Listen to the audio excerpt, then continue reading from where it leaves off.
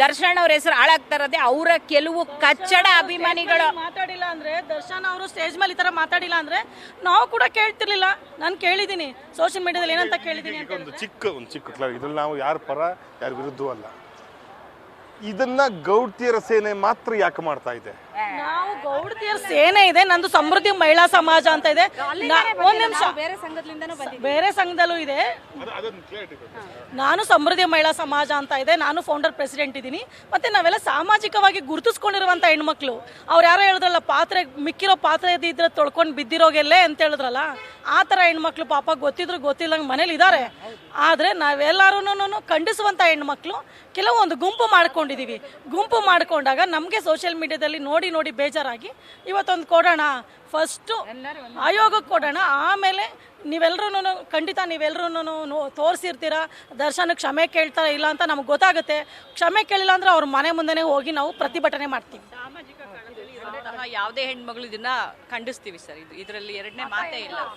ನಾವು ಈಗ ಗೌಡ್ತಿ ಅವ್ರದ್ದು ಇದು ಇತ್ತು ಅಷ್ಟೇ, ಲೆಟ್ರೇಡ್ ಇತ್ತು, ಲೆಟ್ರೇಡಲ್ಲಿ ಕೊಟ್ವೆ ವಿನಃ ನಮ್ಮದು ಲೆಟ್ರೇಡು ಇದೆ, ಎಲ್ಲ ಇದೆ, ನಾವು ತೊಗೊಂಬಂದಿಲ್ಲ, ಒಬ್ಬರೇ ಸಾಕು ಅಂತಂದೇಳಿ. ನಾನು ಮಹಿಳಾ ಇದರಲ್ಲಿ ನಾನು ಅಧ್ಯಕ್ಷ ಆಗಿದ್ದೀನಿ, ನಮ್ಮದು ಲೆಟ್ರೇಡ್ ಇದೆ, ನಾನು ಸೋಷಿಯಲ್ ಆರ್ಗನೈಸರು. ನಾನು ಮಹಿಳೆಯರಿಗೆ ಎಲ್ಲ ಅನ್ಯಾಯ ನಡೆಯುತ್ತೋ ಅಲ್ಲೋಗಿ ನಾನು ಈ ಥರ ಮಾತಾಡ್ತೀನಿ, ಎಲ್ಲ ಮಾಡ್ತೀನಿ. ಬಟ್ ಅವ್ರ ಮನೆಯಲ್ಲಿ ತಾಯಿ ಹೆಣ್ಣು, ಅವ್ರ ನೆತ್ತಿರೋರು ಹೆಣ್ಣು, ಅವ್ರ ಹೆಂಡ್ತಿನಿ ಹೆಣ್ಣು, ಅವ್ರ ಅಕ್ಕ ತಂಗಿಯರು ಹೆಣ್ಣು. ಆ ಹೆಣ್ಣಿನ ಬಗ್ಗೆ ಈ ಥರ ತುಚ್ಛವಾಗಿ ಕಾಣ್ರೆ ಮತ್ತು ಅವ್ರು ಏನಕ್ಕೆ ಅವರು ಮೀಡಿಯಾದಲ್ಲೆಲ್ಲ ಬಂದು ಹೆಣ್ಣನ್ನ ಆ ಥರ ಮಾಡ್ಬೇಕು ಈ ಥರ ಮಾಡ್ಬೇಕಂತಂದೇಳಿ ಫಿಲಮ್ಗಳು ತೆಗಿತಾರೆ. ಫಿಲಮಲ್ಲಿ ಒಂದೇನಾ ಅವ್ರ ನಟನೆಯಲ್ಲಿ ಒಂದೇನಾ ಅವ್ರು ಇರೋದು? ರಿಯಲ್ ಜೀವನದಲ್ಲೆಲ್ಲ ಕೆಟ್ಟದಾಗಿದೆಯಾ ಅವ್ರ ಜೀವನ?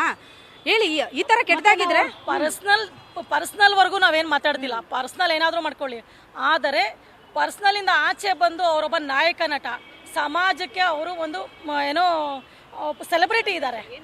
ಕಾಮನ್ ಮ್ಯಾನ್ ಮಾಡಿದ್ರೆ ಯಾರು ನೋಡಲ್ಲ ಸರ್, ಹಿಂಗೆ ನೋಡ್ಬಿಟ್ಟು ಹೋಗ್ತಿರ್ತಾರೆ. ಅದೇ ದರ್ಶನ್ ಅವ್ರು ಈ ರೋಡಲ್ಲಿ ಹೋಗ್ಲಿಕ್ಕಾಗತ್ತಾ?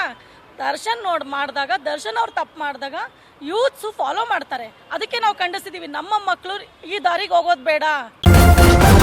ನ್ಯೂಸ್ ಫಸ್ಟ್, ನಿರ್ಭೀತಿಯಿಂದ ನಿಮ್ಮ ಪರವಾಗಿ.